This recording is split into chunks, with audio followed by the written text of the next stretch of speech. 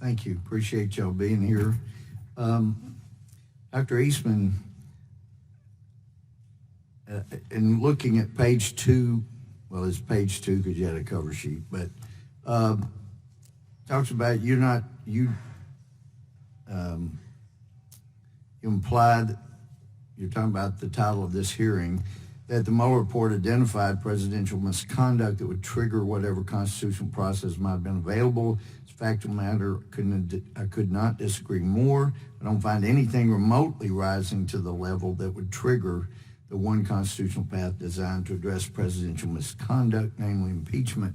But I want to take you back to the prior administration, something that was called Fast and Furious. We know crimes were committed.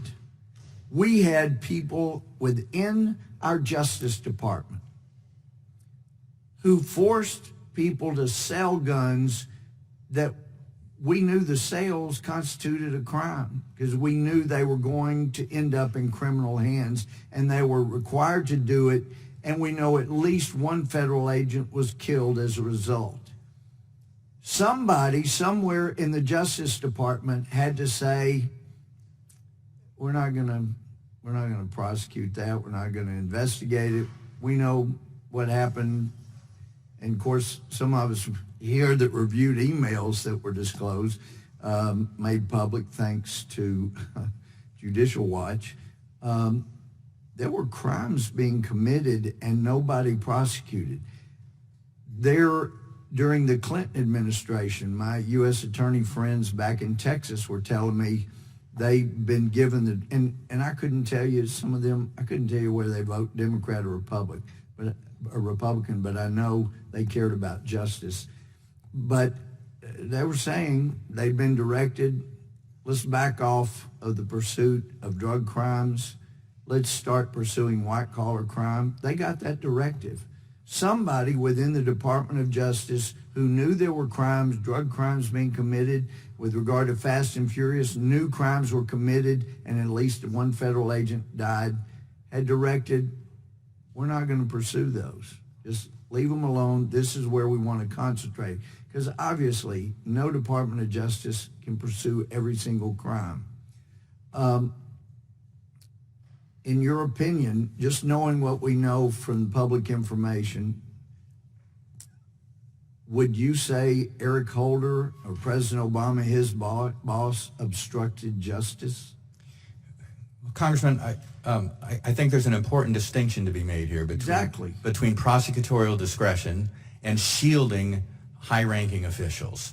I've outlined in my testimony several other examples that I think... The shifting from drug prosecution to white-collar crime, that's prosecutorial discretion. That's right. But preventing an investigation in order to shield the person that committed the crime because he was a high-ranking official, or to alter the FBI investigative report on the advent of the email personal server and Hillary Clinton's conduct to remove the language of one of the elements of the crime, I think that rises to obstruction of justice rather than prosecutorial discretion. Are you talking about when James Comey eliminated the mental state? He said mental state was an element. It was not. The FBI original draft of the report called it gross negligence, which is an element of the crime. He changed that language in order to avoid the element of the crime. That's not prosecutorial discretion. I think those things do rise and have an intent to obstruct or interfere with the investigation. That brings up another issue. You know, Mueller was required we know, I'm not supposed to really get into the scopes memos I've reviewed, but well, at least some of them.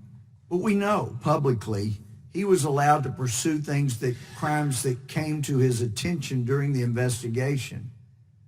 Hillary Clinton's emails, private server, disclosure of classified information, those surely came to his attention. He would have been authorized, just from what you know publicly, to pursue and investigate Hillary Clinton, would he not? Well, he would, and even more directly, the use of campaign funds funneled through a law firm, illegally not reported to the Federal Election Commission, to pay for the Steele dossier, which we now know had as his sources high Russian-level offenses, that triggered the entire narrative. That certainly was within his jurisdiction, and that's not investigated at all. Yes. Well, I appreciate the effort that you took.